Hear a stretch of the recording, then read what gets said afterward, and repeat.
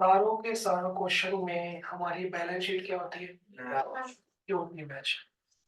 Reason बताओ। हम्म?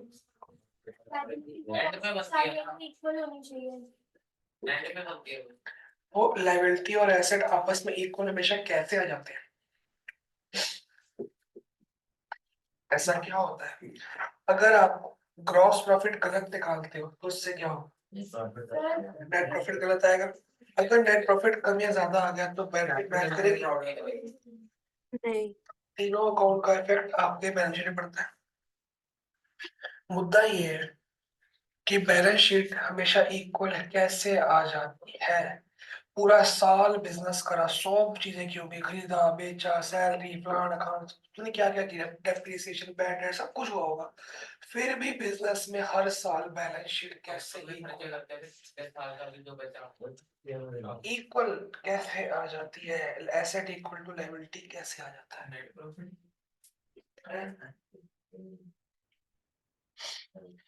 कोई reason देगा इसका? सोचा है कभी? बैलेंस शीट में सामान जो आ रहा है कितने रस्तों से होके आ रहा है? बहुत सारे रस्तों से। कोई सेल बुक में गया, कोई परचेज बुक में गया, कोई लेजर में गया, कोई ट्रायल बैलेंस में गया, कहाँ गया कहाँ गया। घूम फिर के 31 मार्च की रात को बनती है बैलेंस शीट और वो बराबर आ जाती है। तो ऐसा हम जान के तो इक्वल नहीं करते उसको, फिर वो कैसे बराबर आएगी? क्योंकि जब लोग लेजर में डालते हैं तो फिर लेजर से ही हम बैलेंस शीट बनाते हैं तो उससे इक्वल का क्या हुआ? पे कर देते हैं, खत्म कर देते हैं। हम तो खत्म नहीं करते ऐसा कुछ। जो अकाउंट में बंद कर देते हैं जिसका पूरा हो गया तो जो उससे बैलेंस शीट बराबर हो गया। ये कैसे पता? तो इन्होंने बनाया उनको क्या कैश का कोई लिंक है लोन से? क्या क्रेडिटर का कोई मशीनरी से लिंक है? क्या डेटर का कोई कैपिटल से लिंक है? फिर भी सब बराबर आ रहा है। इसका आंसर है आपकी बुक के गत्ते पे। डबल एंट्री हम हर चीज की जर्नल एंट्री करते हैं। जर्नल एंट्री में अमाउंट, नाम छोड़ दो, अमाउंट क्या होता है? हर बार सेम अमाउंट डेबिट होता है और तो चाहे उसको सबसे पहले क्या करते हैं? एंट्री, और उसको लेजर में डालते हैं। तो लेजर में डालने के बाद एक बार वो किसी लेजर में डेबिट होती है और किसी के लेजर में क्रेडिट होती है। जैसे परचेज टू राम है तो परचेज अकाउंट डेबिट होगा और राम अकाउंट क्या होगा? क्रेडिट होगा। अमाउंट सेम रहेगा। ऐसे जब राम को पेमेंट कर दोगे परचेज वाली तो भी राम नेगेटिव हो जाएगा और कैश चले जाएगा। तो कहीं ना कहीं हर एंट्री दो बार की जाती है और दो बार करते करते करते जब स्टार्टिंग से डेबिट क्रेडिट इक्वल चल रहा है तो लास्ट में जाके भी तो इक्वल ही आएगा। अगर ये डबल डबल एंट्री ना करें तो बैलेंस शीट मैच नहीं होगी, क्योंकि किसी में कभी 5,000 ज्यादा किया, किसी में कभी कुछ किया, किसी में कुछ किया ही नहीं। बिजनेस हाउस वाले डबल एंट्री तो करते हैं। कौन से बिजनेस हाउस फॉर एग्जांपल? कोई भी ले लो सब डबल एंट्री करते हैं भाई साहब, सब डबल एंट्री। उनका सीए करता है डबल एंट्री। बिजनेस हाउस का बिजनेस करते हैं, अकाउंट से नहीं बनाते। आप एक बिजनेस कर रहे हो, आप सामान खरीदोगे, एक वाउचर है, बेचोगे वाउचर, सैलरी लोगे वाउचर, कैश दोगे स्लिप, बैंक में चेक वाउचर। वाउचर चैप्टर पढ़ा? हर चीज को एक एविडेंस के तौर पे एक वाउचर सपोर्ट करता है। वो सारे वाउचर डेट बाय डेट संभाल के रखे जाते हैं सीए के वाले में। जिसका बिजनेस बहुत बड़ा होता है उसमें सीए रोज आता है क्योंकि बहुत सारे वाउचर रोज खाते होते हैं। जिसका बिजनेस थोड़ा छोटा है तो वीकली आता है, किसी का मंथली आता है, किसी का क्वार्टरली आता है, डिपेंड करता है। और कईयों का बिजनेस बहुत बड़ा तो सीए उन्होंने हायर किया होता है, मतलब एज ए सैलरी उनकी कंपनी में ही रहता है। तो साथ से वो अकाउंट मेंटेन करता है, वो इतना बड़ा काम है तो सीए हमेशा चाहिए एज ए सैलरी पर्सन, उनका एम्प्लॉय होता है। तो आप करोगे बिजनेस, आप सिर्फ पर्चियां इकट्ठी करके सीए को दोगे, सीए हर पर्ची की क्या करेगा? Entry, journal entry. आज का सॉफ्टवेयर है तो वो ऑटोमेटिकली लेजर में trial balance, purchase book, sales book होते होते बैलेंस शीट तक पहुंच जाएगा। समझ रहे हो? तो सबसे सबसे पहला चीज क्या है अकाउंट्स में? Journal entry. अभी तक आपके बहुत सारे चैप्टर्स, इवन की जो चैप्टर चल रहा है, ट्रेडिंग अकाउंट की मैंने जर्नल एंट्री सिखाई आपको, पीएनएल की भी सिखाई आपको, बैलेंस शीट की नहीं होती है। तो हर चीज की जर्नल एंट्री सपोर्टिव चाहिए। और जिनका जर्नल अभी तक ठीक नहीं हुआ रेक्टिफिकेशन के टाइम तक, वो 12th तक नहीं ठीक होगा, क्योंकि अब आगे जनरल एंट्री का काम बहुत कम है। 12th में आप लोगे और गंदा वाला रहोगे, क्योंकि बहुत सारे बोर्ड्स के क्वेश्चन सिर्फ जनरल एंट्री के आते हैं। 10-10 मार्क का क्वेश्चन, 12-12, 15 मार्क का क्वेश्चन सिर्फ जनरल एंट्री है। और 10th में ना, 12th में अभी क्या होता है, एक एंट्री गलत तो 1 मार्क कट गया। 12th में एक एंट्री गलत हुई, अगली तो गलत होनी होनी है। एक गलत, उसके बाद के सारी गलत। तो मान लो वो सीक्वेंस चल रहा है ना उसका। 12th है ना, 10th में 11th में सिखाते हैं। तो अगर बीच में गलत भी होगी तो बीच के मार्क्स कटेंगे। 12th में एक गलत होगी तो सारा ही गलत हो गया ना, उसके बाद मान लो थर्ड एंट्री गलत होगी, उसके बाद की 15 एंट्री सारी गलत हो जाएगी। तभी मैंने स्टार्टिंग में कहा था फोकस करो अकाउंट्स पे। अकाउंट्स तो 11th के लिए नहीं पढ़ रहे, 1, 2 और 3, बाकी अभी आए नहीं। आप लोग 11th के लिए अकाउंट्स नहीं पढ़ रहे, आप अपने बोर्ड्स की बेस बनाने के लिए अकाउंट्स पढ़ रहे हैं, जो नहीं बन रहा है। अगर बन रहा होता मैं क्यों परेशान हो रहा होता। जो नहीं बना रहे हो तुम लोग, मेरे को दिक्कत नहीं है। अगले साल तो मेरे पास आओगे, कहीं और जाओगे, मेरे को वो भी नहीं पता, लेकिन अगर मेरे पास आओगे तो पहले ही तुम्हारे पेरेंट्स से बात करूंगा, भैया इनका बेस खराब है, आप देखो मेरे को क्या क्या थक गया। अब इनके मार्क्स, अगर इनके मौका है बनाना बनाना और नहीं बनाना, अभी भी कुछ नहीं बिगड़ा। रेक्टिफिकेशन है, लास्ट मौका। अब जब आप फाइनल अकाउंट्स बना रहे थे, आपको एक क्वेश्चन दिया था, उसकी सारी एंट्रीज को, बेटा अकाउंट्स एक दिन आके छुट्टी मार के नहीं आते। अकाउंट्स एक को हम कुछ भी पढ़ लेते हैं, कोई भी उठा के पढ़ लेते हैं। अकाउंट्स में हमने कुछ भी पढ़ा है, हम लाइन वाइज पढ़ रहे हैं, क्योंकि लाइन वाइज पढ़ा जाता है। 12th के अंदर भी लाइन वाइज ही पढ़ा जाएगा। लाइन वाइज का मतलब है कॉन्टिन्यूटी। वो तो बने ही, कभी आते हैं कभी नहीं आते, कभी आते हैं कभी। 1 घंटे की ट्यूशन तुम अटेंड नहीं कर पा रहे, तुम पेपर बोर्ड्स में कैसे करोगे, 15-15 घंटे पढ़ना पड़ता है। तो बड़े बच्चों से समझाने की जरूरत नहीं पड़नी चाहिए। अगर आपका माहौल नहीं बन रहा पढ़ने का, ट्यूशन के अंदर या घर के अंदर या स्कूल के अंदर मोबाइल वगैरह में आप बिजी हो या कहीं भी बिजी हो, तो फिर आप देखो कि आपके मार्क्स क्यों नहीं आ रहे। फिर अगर हम मोबाइल ज्यादा देखते हैं, फिर मार्क्स नहीं आते, सिंपल सी बात है। ऐसा नहीं होता कि हम पढ़ रहे हैं हमारे मार्क्स नहीं आ रहे, मोबाइल ज्यादा देख रहे हैं हम लोग। मैं नहीं कह रहा तुम्हारे बोर्ड से तुम बहुत 20-20 घंटे, 15-15, 12-12 घंटे पढ़ो, कम से कम जितना होमवर्क मिल रहा है वो, और रेगुलर क्लासेस में तो आओ। रेगुलर क्लासेस में आओगे, होमवर्क मिलेगा, 2-3 क्वेश्चन मिलेंगे, उतना करके आओ। होमवर्क, टेस्ट और क्लासेस रेगुलर रहो, आपकी तैयारी अपने आप हो जाएगी, आपको कुछ करना नहीं पड़ेगा। टेस्ट बनाए ऐसे जा जाएगी, तैयारी हो जाए उस बनाने से। तो एक एक महीने पुराने टेस्ट पेंडिंग कर रहे हो, हमेशा पढ़ते हो, कल दोगे फिर देते नहीं हो, वैसे नहीं काम चलेगा। अब जब आपको क्वेश्चन दिया गया था फाइनल अकाउंट का, उसमें हर एंट्री को आपने एक एक बार डाला कि 2-2 बार डालो? सबको एक एक बार डाला आपने। डेटर दिया, डाल दिया। सैलरी दी, डाल दी। परचेज दिया, डाल दिया। सेल रिटर्न दिया, सब डाल दिया। एक क्लोजिंग स्टॉक 2 बार आया था, क्योंकि वो क्वेश्चन के नीचे दिया। अगर किसी क्वेश्चन में एडजस्टमेंट की तरह क्लोजिंग स्टॉक ना देके, नॉर्मल क्वेश्चन जैसे लिखा होता है उसमें उसी बीच में कहीं क्लोजिंग स्टॉक डाल दिया, तो आप एक ही बार डालोगे बैलेंस शीट में। इसका मतलब ऊपर जा चुका है। आपने कभी सोचा हर एंट्री एक ही बार आ रही है? एडजस्टमेंट अब जो मैं कराऊंगा आज से वो 2 बार आएगी।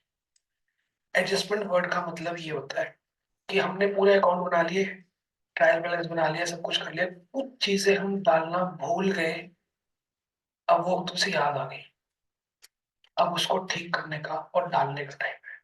तो जो हम डालना भूल गए, उसकी डबल एंट्री करके डालेंगे कि सिंगल एंट्री?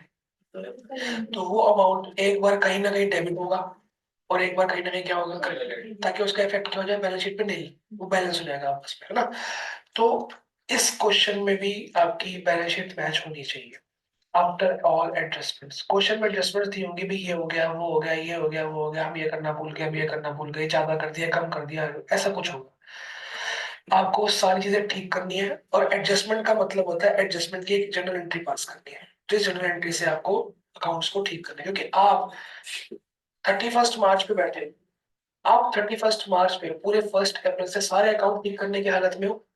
पूरा लेजर ठीक करोगे, परचेज अकाउंट ठीक करोगे? नहीं ना। आप एक एडजस्टमेंट एंट्री पास करके उसको ठीक कर दो। वो इस चैप्टर का रीजन है। 12th में जितने भी चैप्टर्स हैं, 3 बुक्स है, उसमें से जो पहली बुक है वो 40 मार्क्स की है। उसमें 1, 2, 3, 4, 5, 6 और एक 7 चैप्टर है। 8 थे, एक कट गया है, 7 चैप्टर है। 7 में से सिर्फ एक चैप्टर को छोड़ के, जो 3 मार्क्स का है, बाकी सब में यही फॉर्मेट है जो मैं पढ़ाऊंगा। सब में आपको क्वेश्चंस दिए जाएंगे, साथ में एडजस्टमेंट दी जाएंगी। जैसे अब मैं क्वेश्चन दूंगा, बुक में लिखे हुए साथ में एडजस्टमेंट। पूरी बुक में एडजस्टमेंट की क्वेश्चन एडजस्टमेंट यही सब चलेगा। वो पूरी बुक का नाम है पार्टनरशिप। वो आपको 12th में उसका बताया जाएगा क्यों ऐसा है। तो फॉर्मेट तो यही से सीखोगे ना कि एडजस्टमेंट करते हैं कैसे, एडजस्टमेंट का मतलब क्या है, और 12th में वो काम है। पूरी 40 मार्क्स की बुक है, और 7 में से 6 चैप्टर में यही काम है। ठीक है जी। अब मुद्दा ये है कि जो क्वेश्चन में समान दिया होगा वो एक ही बार एंटर करना है, सिर्फ एक ही बार। अगर वो ट्रेडिंग अकाउंट में आ गया तो दोबारा नहीं आएगा, पीएनएल में आ गया तो दोबारा नहीं आएगा, बैलेंस शीट में भी आ गया तो दोबारा नहीं आएगा। लेकिन जो एडजस्टमेंट होगी वो 2 बार होगी। हर एडजस्टमेंट कितनी बार होगी? अगर आप एक बार करते हो तो क्वेश्चन आपका वही गलत हो गया, क्योंकि बैलेंस शीट मैच नहीं होगी। और 2 बार का मतलब इन्हें कहीं भी 2 बार आपको देखना है। हो सकता है वो मान लो 200 रुपए का अमाउंट है, ट्रेडिंग में टू साइड आ गया, ठीक है, तो डेबिट हुआ क्रेडिट हुआ? डेबिट, टू साइड, 200 रुपये डेबिट हो गए। तो या तो वो पीएनएल में बाई साइड आएगा, या वो बैलेंस शीट में किस साइड जाएगा, लायबिलिटी साइड, ताकि क्रेडिट हो जाए। लायबिलिटी का नेचर क्या होता है, क्रेडिट। या तो वो ट्रेडिंग में 2 बार टू साइड आ गया मतलब डेबिट हो चुका है, अब या तो वो पीएनएल में बाई साइड होकर क्रेडिट होने वाला है, या लायबिलिटी में ऐड होके क्रेडिट होगा, या वो एसेट के अंदर माइनस भी हो सकता है। एसेट का माइनस मतलब लायबिलिटी, क्रेडिट। लायबिलिटी का माइनस मतलब लायबिलिटी का प्लस, लेकिन लायबिलिटी होती है सेम साइन, प्लस में सेम साइन होता है, माइनस में उल्टा। तो लायबिलिटी में ड्राइंग्स माइनस होती है कि नहीं? कैपिटल में ड्राइंग्स माइनस कराया, ड्राइंग्स का नेचर क्या है? डेबिट भाई, एसेट साइड आती है। ड्राइंग्स लॉस है ना, कंपनी के लिए नुकसान है। ड्राइंग्स की एंट्री क्या करते हो? ड्राइंग्स टू बैंक या ड्राइंग्स टू कैश या ड्राइंग टू परचेज। तो ड्राइंग डेबिट होती है ना, इसलिए कैपिटल से माइनस हो रही है क्योंकि वो डेबिट नेचर की है। लायबिलिटी साइड का पूरा नेचर क्या होता है, क्रेडिट। तो अगर एक एंट्री ट्रेडिंग में टू साइड आ गई है, वो डेबिट हो चुकी है, अब वो दोबारा जब आएगी तो क्रेडिट नेचर की होनी चाहिए, ये आपको ध्यान रखना है। कई बार बच्चों को सिर्फ इतनी बात सुनाई देती है, सर ने कहा 2 बार आएंगे, 2 बार डाल दी, 2 बार डेबिट कर दी, नहीं काम कर। और आप जान के डेबिट क्रेडिट नहीं करोगे। दोबारा बताना ड्राइंग वाला डेबिट और वो एडजस्टमेंट नहीं, ड्राइंग का नेचर बताया था। ड्राइंग का नेचर डेबिट है, या तो एसेट साइड लिख दो या कैपिटल से माइनस कर रहे हो। कैपिटल से माइनस कर रहे हो तो मतलब लायबिलिटी माइनस कर रहे हो, तो डेबिट हो रही है। लायबिलिटी में कुछ भी ऐड हो रहा है वो क्रेडिट हो रहा है, कुछ भी माइनस हो रहा है वो क्या हो रहा है, डेबिट। बात पकड़ में आ गई? अब बहुत सारे बच्चे हैं, क्या चाहिए, तू पढ़ क्या रहा है वैसे, साइंस क्या टेस्ट कैसा गया? कौन सा इम्प्रूवमेंट है। मैंने अभी क्लास के बाद वो टेस्ट लेके जाइए मैथ्स वाला, उसमें 20 मार्क, 5 मार्क कटे हैं। इम्प्रूवमेंट का था नहीं, हाँ इम्प्रूवमेंट था इम्प्रूवमेंट चेक नहीं हुआ अभी, चेक हुआ है वो वाला। कौन सा चेक हुआ भूल गया, वर्क एनर्जी एग्जामिनेशन, उसमें 5 मार्क कटे हैं। ग्रुप में बहुत दिन हो गए, मार्क्स कल परसों डाल दिए थे मैंने। हाँ डाल दिया तो वो तो अभी क्लास के बाद तभी मैं फ्री होऊंगा तो मैसेज कर दिया। सर एक बार दोबारा बताना कि कैपिटल में से ड्राइंग्स माइनस क्यों होता है। इसी कर ले, क्या समझ नहीं आ रहा, हर चैप्टर के 1 मार्क का 2 मार्क करो, कॉम्पिटेंसी कर ले बस। क्या कह रही है अर्जुन? दोबारा बताना कि ड्राइंग्स कैपिटल में से माइनस क्यों होता है। ड्राइंग्स की बात नहीं है, कुछ भी कैपिटल लायबिलिटी साइड अगर माइनस हो रहा है तो उसका नेचर क्या होगा? एसेट में माइनस होगा ना, अरे मतलब लायबिलिटी, एसेट कोई भी चीज लायबिलिटी साइड अगर माइनस हो रही है तो उसका नेचर क्या हुआ? डेबिट हुआ ना। तो वही तो बता रहा हूँ, ड्राइंग्स का नेचर डेबिट होता है इसलिए माइनस होती है। तो सिर्फ ड्राइंग्स ही क्यों माइनस होती है। नहीं मैंने क्या बोला, ड्राइंग्स ही माइनस, और कुछ अगर कुछ और भी आएगा तो ये क्या बात है, सिर्फ ड्राइंग्स ही माइनस क्यों होती है, ये क्या बात है? मैं सब कुछ मतलब कि मैं क्या क्या माइनस करूँ, मैं कुछ ढूंढूं माइनस करने के लिए? ड्राइंग्स को हम कैपिटल के अंदर लिखते हैं, अलग से नहीं लिखते। और कैपिटल किस साइड आता है? Credit side, liability side. तो फिर ड्राइंग्स को कैपिटल में डालना पड़ेगा, तो प्लस करके डालोगे माइनस में डालोगे? माइनस करके। तो फिर और क्या करो, आप जबरदस्ती कोई जानोगे आइटम ढूंढोगे, कुछ माइनस करना जरूरी है कि लायबिलिटी में कुछ माइनस होना बहुत जरूरी है? ऐसे तो कोई जरूरी नहीं है। ठीक है जी। Okay okay. बुक दिखाओ एक बढ़िया सी, बुक दिखाओ, नीचे बैठे हो तुम, आस पास से देख सकते हो। अब स्कूल में कैसे सिखाएंगे मेरे को मतलब नहीं है। मनन कह रहा था कि मैं पहले ट्रेडिंग पूरा करता हूँ, फिर मैं वो पूरा करता हूँ, फिर मैं वो पूरा करता हूँ। तो अगर ऐसे करोगे तो लगेगा 2-2.5 घंटे आराम से। मैं आपको शॉर्टकट दिखाऊंगा कि 20 मिनट में एक क्वेश्चन कैसे होता है। अभी नहीं होगा ना आपसे ना मेरे से कि मैं सिखा रहा हूँ आप सीख रहे हो, अभी तो 1.5 से 2 घंटा एक क्वेश्चन लेके जाएगा आपका।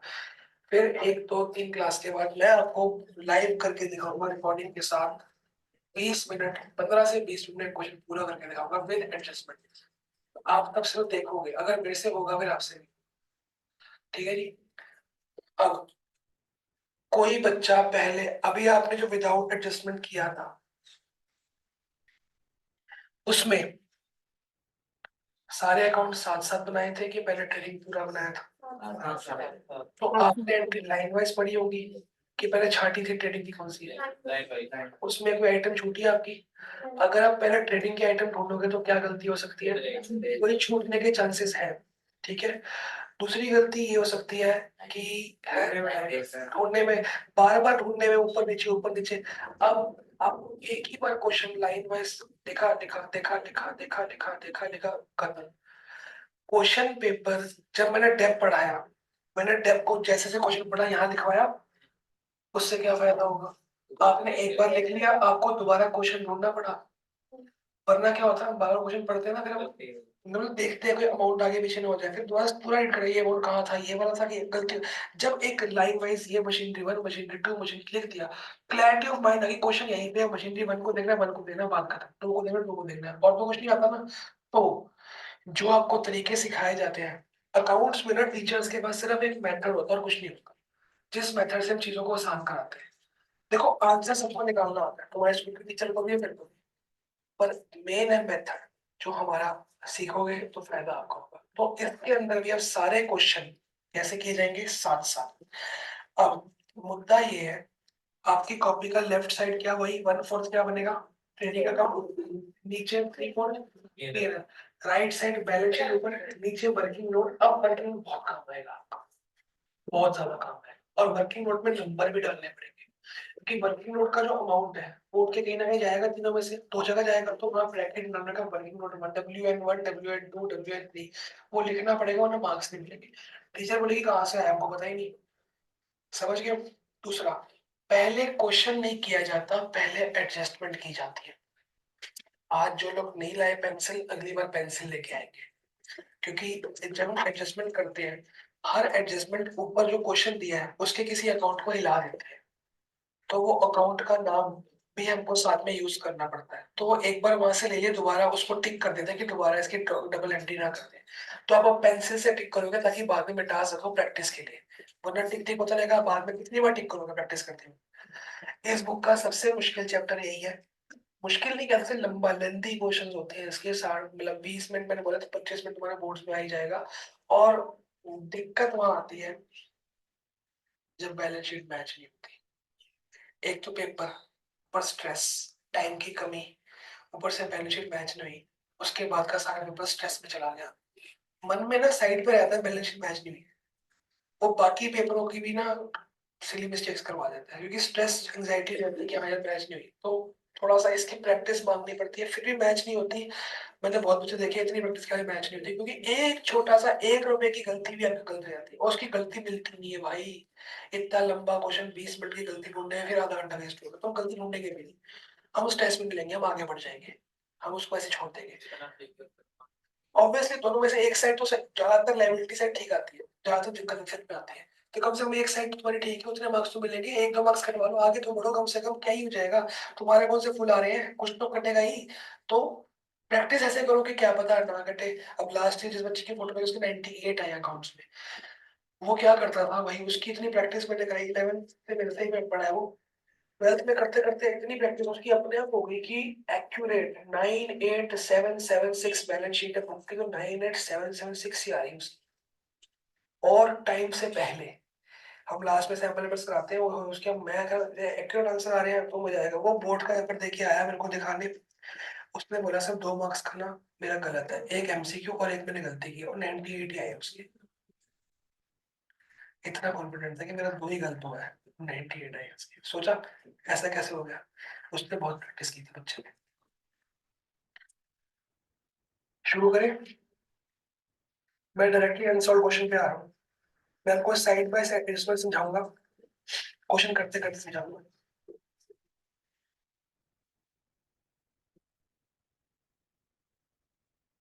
प्रैक्टिकल प्रॉब्लम्स, ठीक है। क्वेश्चन नंबर 1 सब लोग देख लो। शुरू करो। सब लोग को सिर्फ 1 मिनट का टाइम है। टी शेप अकाउंट बना लो। रीडिंग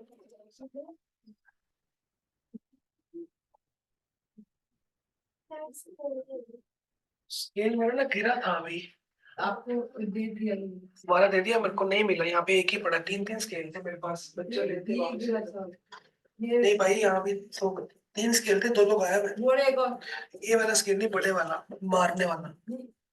उसके नीचे ना कहाँ है ये? प्लेट ही नीचे। चलो 2 हो गए। कोई है भाई। आर्या डॉक्टर के पास गई थी तो आज? नहीं, मंडे को जाना है अब।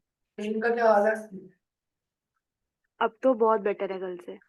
मतलब ठीक हो जाएगी जल्दी, घबराए मत कर, ठीक है। कल तो मैं चल भी नहीं पा रही थी, अब तो मैं कम से कम चल पा रही हूँ। स्टिक स्टिक लेके चल, ऐसे पैर में बाहर मत डालियो। हाँ हाँ, वो मैं देख रही अपना बॉडी वेट ना पैर में मत डालियो, थोड़ा स्टिक लेके चल, स्टिक की हेल्प ले। हूँ। ओके। मैं ना पीरियड नीचे बना नहीं पाऊंगा, मेरे जगह कम है। मैं यहाँ बनाऊंगा।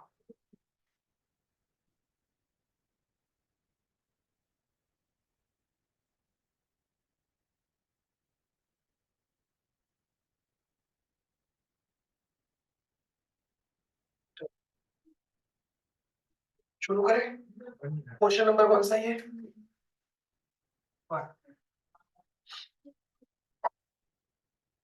सब लोग अगली बार पेंसिल लेके आएंगे, बहुत जरूरी है। तो अभी अपनी बुक को टिक मार्क नहीं करना, गंदा नहीं करना, बाद में दिक्कत हो जाएगी।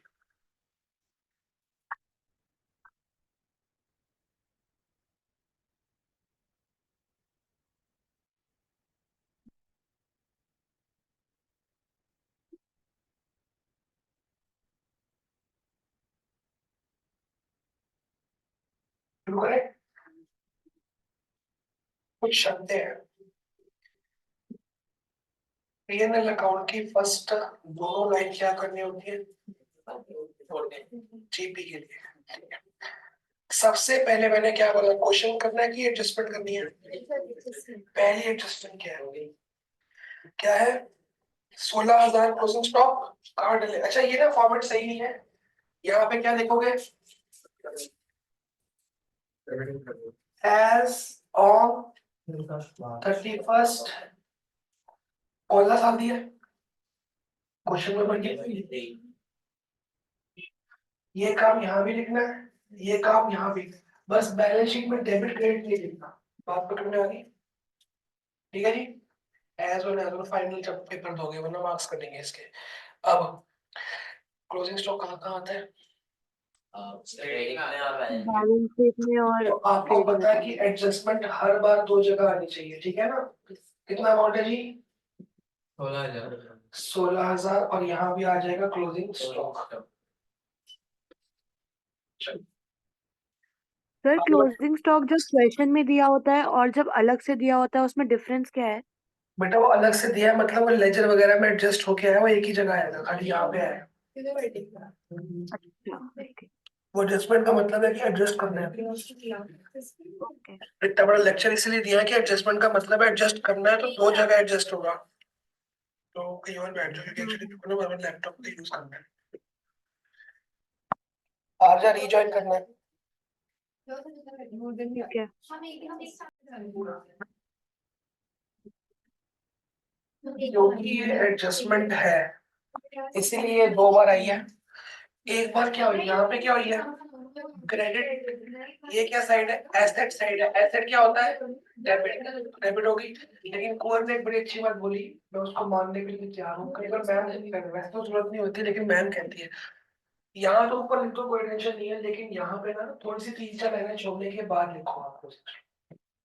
पहले सेल्स आता है। कोई बात नहीं, अगली बार ध्यान रखना। इतना था, क्योंकि ना मैम कहती है कि सेल्स में देखो, कई मैम का मार्क्स काटते हैं, कई मैम कहती है कि कोई बात नहीं, एक ही बात है कि आप प्रोग्राम से सेम आ चाहिए, तो हम सोचेंगे हम रिस्क क्यों लें, ठीक है। सेकंड एडजस्टमेंट क्या है?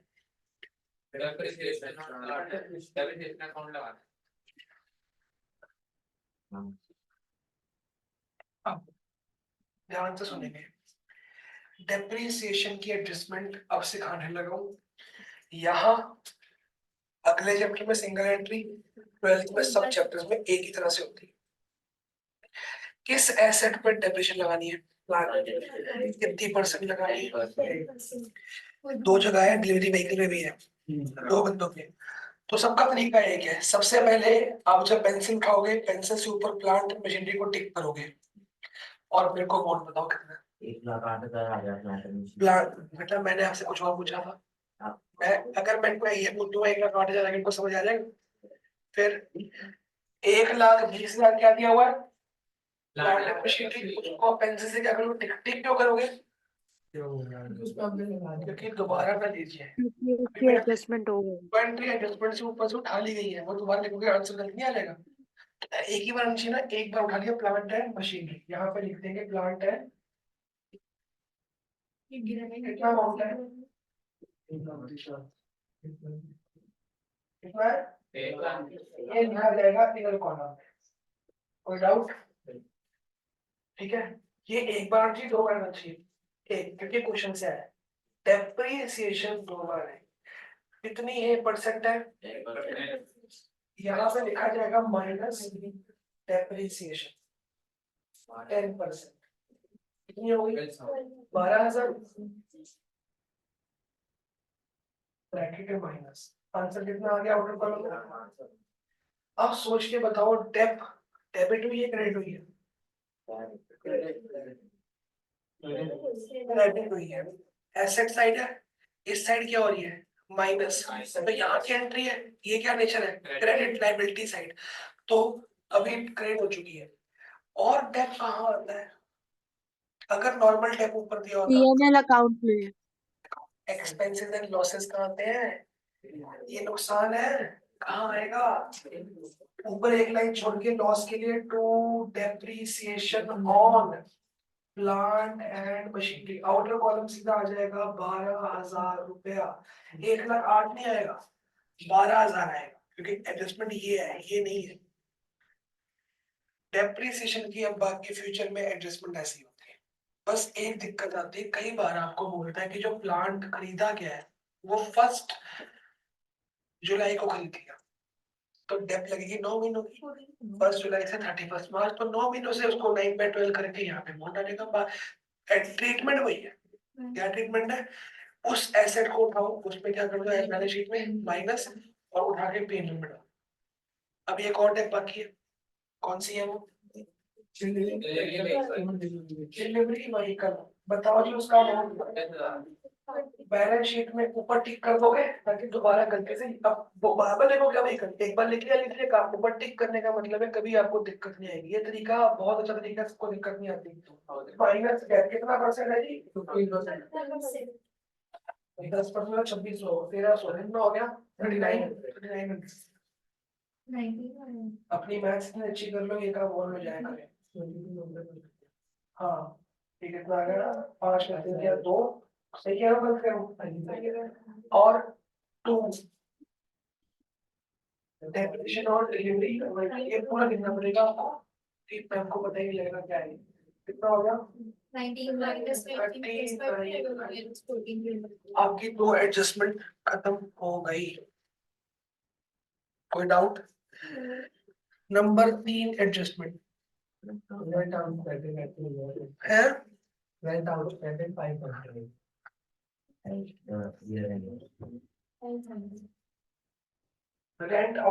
का मतलब क्या है?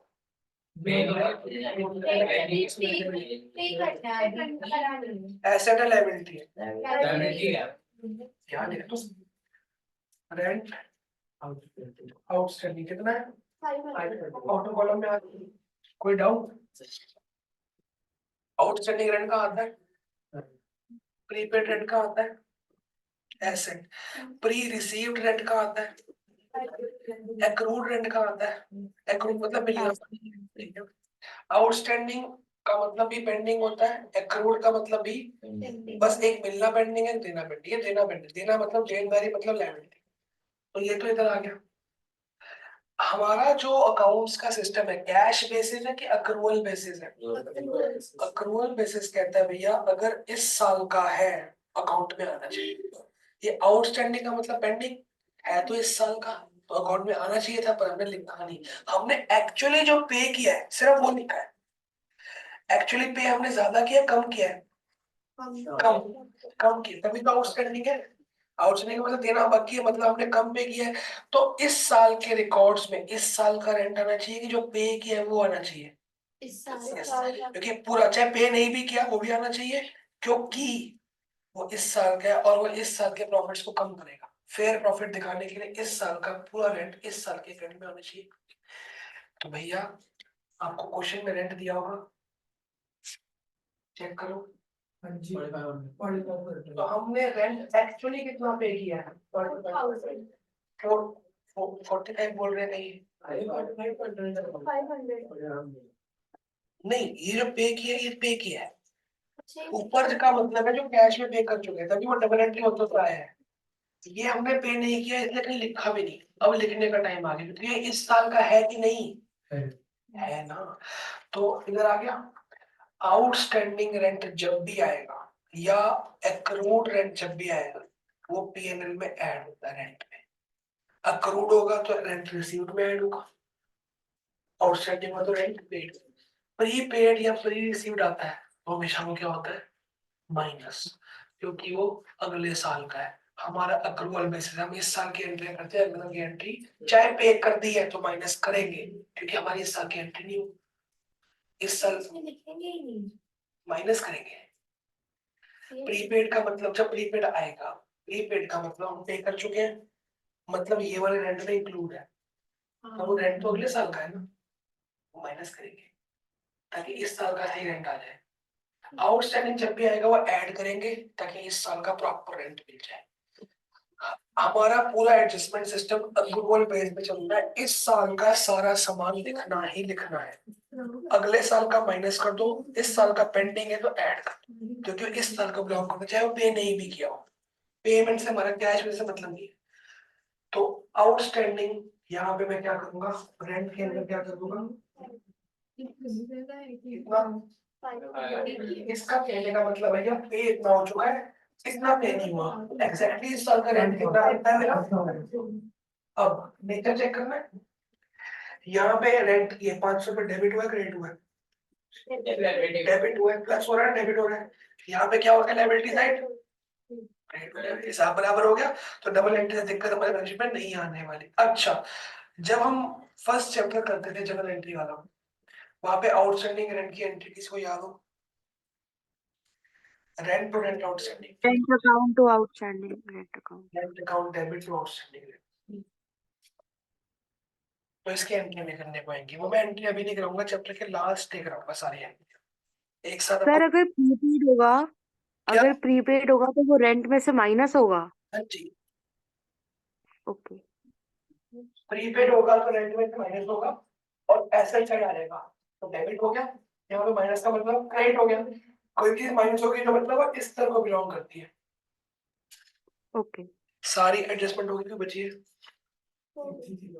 हमने ऊपर क्या क्या ठीक किया है? प्लांट एंड मशीनरी और रेंट, बाकी सब टेप दो जैसे पहले करते थे। आए क्वेश्चन? पहले क्या है कैपिटल, हाँ लेकिन कैपिटल इनर कॉलम के आउटर कॉलम, चलो ये अपने वाला काम इतनी स्पीड से करना है। देखो टाइम कहाँ बचेगा, एडजस्टमेंट तो टाइम देगी, क्योंकि वो सोचना है कहाँ जाएगा। टेपने वाला काम इतनी प्रैक्टिस करके जाओगे दिमाग में कैपिटल क्लिक होगा, ये ऐसे क्लिक हो, यहाँ टाइम बचता है। ड्राइंग्स आएगी कितनी है? 7,000। चलो ब्रैकेट लगाना भूलना। प्लांट मशीन हो चुकी है, डेटा सेंटर्स का आएंगे सन्ड्री डेटर्स अगर लाइन खाली है तो यूज कर सकते हो 36,000। और जल्दबाजी में ये जो गलती होती है वो होता है अमाउंट ऊपर नीचे कर दिया गलती से। डेटर के सामने का वो ध्यान से लेना पड़ेगा, वो गलत हो जाती है बड़ी ज्यादा। क्रेडिटर है 49,500 क्रेडिटर, यहाँ पे लाइनें छोटी बड़ी क्योंकि प्रॉफिट वगैरह आ सकता है। दूसरा बोलते हैं सन्ड्री क्रेडिटर्स 49,500। ये सिंपलेस्ट एडजस्टमेंट्स थी, धीरे धीरे एडजस्टमेंट क्या हो जाएंगी, टफ होनी शुरू हो जाएंगी। एक क्लास में होगी तो वो एडजस्टमेंट की क्लास में आ गई अगर तो फिर क्या करोगे? परचेजेस 20,000 परचेज के बाद क्या देखना पड़ता है आपको? क्या देखना पड़ता है? कोई रिटर्न तो नहीं है, चेक करो है कि नहीं। नहीं है, चलो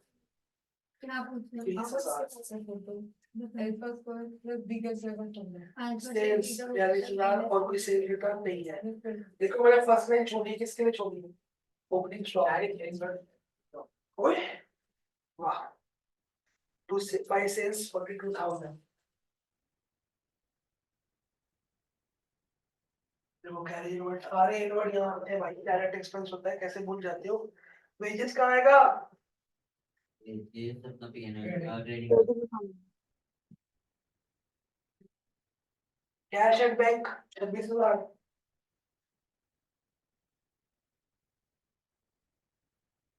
पता है ना कहाँ आएगा? ये तो कर चुके हो ना सब कुछ घर पे। सैलरीज कहाँ आएगा जल्दी बताओ। पीएनएल अकाउंट में अमाउंट कितना होना चाहिए? 8,000। अगला बताओ जी, repairs 1900। P N L account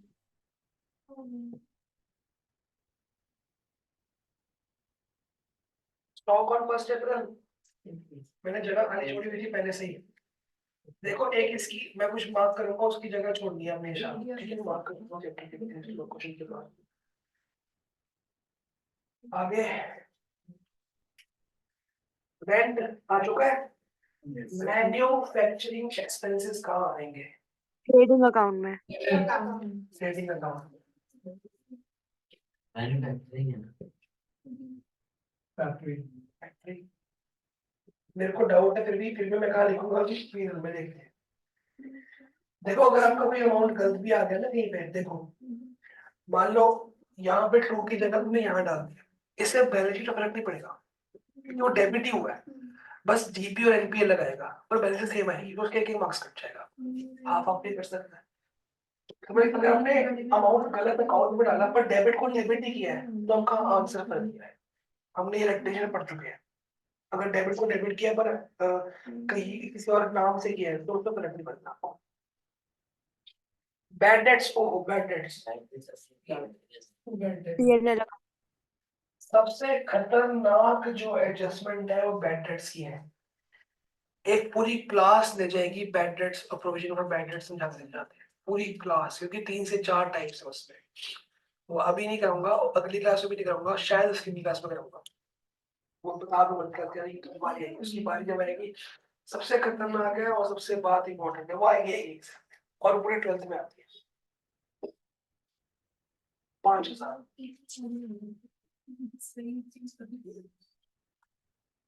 carriage inverts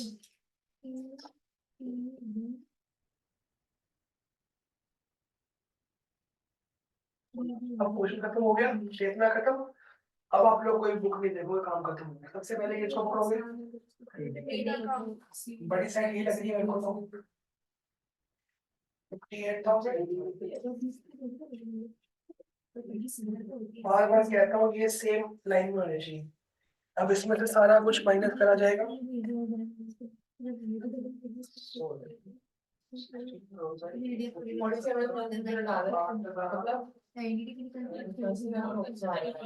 minus 58,000 सही आ रहा है, तो मतलब ये सही था बराबर। तो क्या लिखूंगा? ग्रॉस 10,900 और यहाँ ब्रैकेट में ट्रांसफर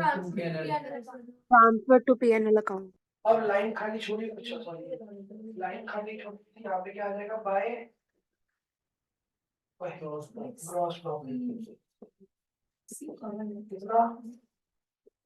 सर दिलप्रीत तो आज बेड पे नहीं गया। जैसे ही एडजस्टमेंट खत्म हो जाएगी उसके बाद आपको क्वेश्चन पिछले चैप्टर ऐसा हो जाएगा, उसके बाद टेढ़ा लगा। अब बताओ जी, आपको बड़ी साइड कौन सी लग रही है? बहुत आने वाला है मतलब साइड आएगा ना 12,000। 5800 क्या कह रहे हैं? नहीं माइनस प्रॉफिट तो प्लस होता है ना, लॉस तो माइनस होगा। इसे भी दिया नहीं है, नहीं आंसर करना देखो तो वैसे प्रूफ की देखने को दिया है ना। ये आ जी पाए क्वेश्चन नेट 28 है तो लॉस और वाले का आंसर कितना निकालो 24 मिलेगा, ट्रांसफर टू कैपिटल अकाउंट आएगी 24 मिलेगा। ठीक है, अब यहाँ क्या करेंगे? माइनस नेट लॉस तो माइनस ही होगा ना।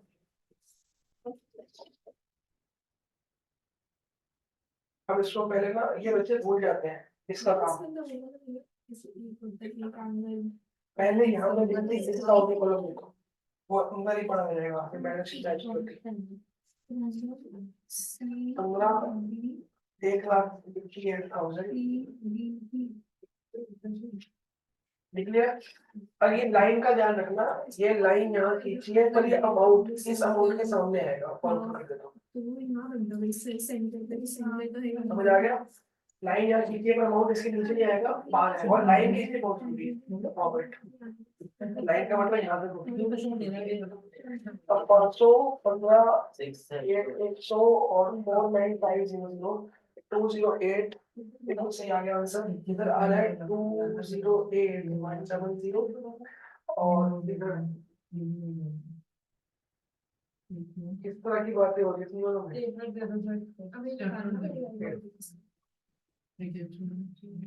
208,170 यहाँ भी आ गया है और यहाँ पे आपका क्वेश्चन खत्म हो गया। अगर सब कुछ सही से करोगे तो बैलेंस शीट मैच होगी ही।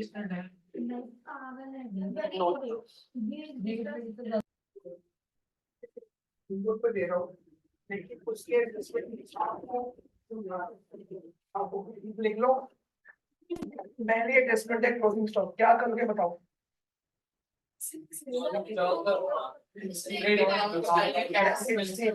अगला है depreciate plant and machinery by 4,000, इसमें अमाउंट दे दिया तो फंक्शन की जरूरत पड़ी नहीं, डायरेक्टली यहाँ माइनस और पीनल में टू साइड क्लियर हो गया। तीसरा है राइट ऑफ बैड डेट्स, अभी बैड डेट्स क्या की है? पर ये वाली बैड डेट आपको क्वेश्चन में दी थी है ना, तो आपने एक जगह लिखी। अब ये बैड डेट कहाँ पे आ गई? तो एक बार आएगी टू बैड डेट पीनल में, दूसरी आएगी डेटर में माइनस, जैसे एसेट में डेप माइनस करते हो वैसे डेटर में बैड डेट माइनस करते हो। डेटर को लिखोगे यहाँ पे, माइनस करोगे बैड डेट, डेटर का आउटर कॉलम हो जाएगा। बात पकड़ में आ रही है? बैड डेट्स कहाँ लिखोगे? डेटर में से माइनस और दूसरा टू साइड में टू बैड डेट करके सेम अमाउंट, अमाउंट कितना है 5,000। डेट का यहाँ लिखोगे उसमें माइनस कर दोगे क्योंकि देखो पिछले क्वेश्चन में बैड डेट आई थी, क्वेश्चन में दी थी एक बार आई, अब बैड डेट दी है एडजस्टमेंट कितनी बार आएगी? 2 बार, एक बार डेट में से माइनस, एक बार टू बैड, सेम डेप वाला ट्रीटमेंट, एसेट में से माइनस और टू साइड। आ गया समझ आ गया थर्ड एडजस्टमेंट? हाँ जी। चौथा है जी 400 is due for repair, outstanding for repair, और रिपेयर में क्या कर दोगे? ऐड ड्यू मतलब आउटस्टैंडिंग, आउटस्टैंडिंग या ओइंग या ड्यू हमेशा क्या होगा? ऐड, क्योंकि देने हैं, देनदारी है। एक बार लायबिलिटी में आउटस्टैंडिंग और एक बार वहां पे, एक ही क्वेश्चन दे रहा हूँ। और दूसरा काम एक करना है, सुन लो ध्यान से, क्वेश्चन तो मैं एक ही दूंगा, आपने ये क्वेश्चन टाइम लगा के करना है, टाइमर लगा के और मेरे को बताना है, सबने लिखना है कि हमारा कितनी देर में होगा। अभी सिर्फ 4 एडजस्टमेंट है, पेपर में 6 आने की उम्मीद है, 6 में से 4 आसान होती है, 2 मुश्किल होती है, तो 4 आसान है। अभी हमने ये देखना है कि आपने कितनी देर लगी आपको, तो हम हर बार ये देखेंगे कि क्या टाइम कम हो रहा है कि नहीं हो रहा, धीरे धीरे करके हम 20 मिनट तक लेके आएंगे। तो बाकी पेपर आपका 2 घंटे 40 मिनट होते हैं जो हो जाएगा। बात पकड़ में आ रही है? सबका टाइम चाहिए मेरे को, और सबकी कॉपी चेक होगी क्योंकि उनको फॉर्मेट भी देखना है। आप रफली करो, ऐसे करो, फॉर्मेट का मतलब कुछ और देखना है कि आपने सब कुछ रूल्स बाय वगैरह लिखा है कि बहुत गलतियां होती है। ठीक है जी। दूसरा काम एक और, अगली बार से मैं पूरा क्वेश्चन नहीं कराऊंगा, मैं एडजस्टमेंट वाला पोर्शन करा के छोड़ दूंगा, बाकी टेबल के और बैलेंस मैच करने वाला काम घर पे लगा, तो ही क्वेश्चन हो पाएगा ना। 1 घंटे में एक ही क्वेश्चन हो पाएगा, बहुत दिक्कत आ जाएगी। तो मेरे को 2 क्वेश्चन, आधे घंटे दो, फिर आगे जाके 3 हो जाएंगे स्पीड।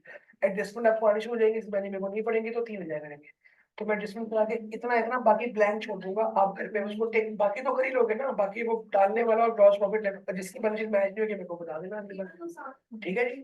तो आपको एक ही क्वेश्चन दिया है, full flashed with time with format मेरे को दिखाना है। अगली बार सबकी कॉपी चेक होगी, जो गलती होगी बता दूंगा कि आगे से। ठीक है जी। तो